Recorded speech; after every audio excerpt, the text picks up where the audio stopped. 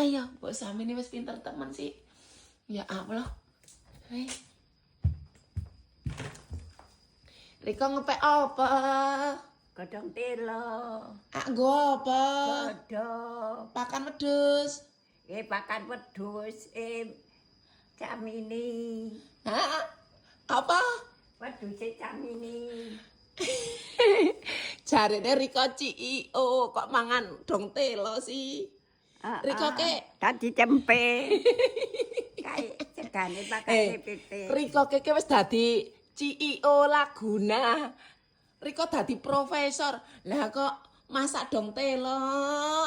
Lah kok kretek kaline sutro. Iki kae pakan PT. Apa sing nggo pakan PT? Lah iki wis entek.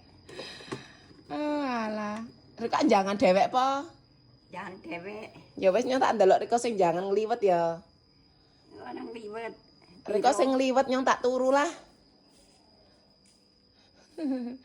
CEO kok mangan jangan dong telo sih, Mbok.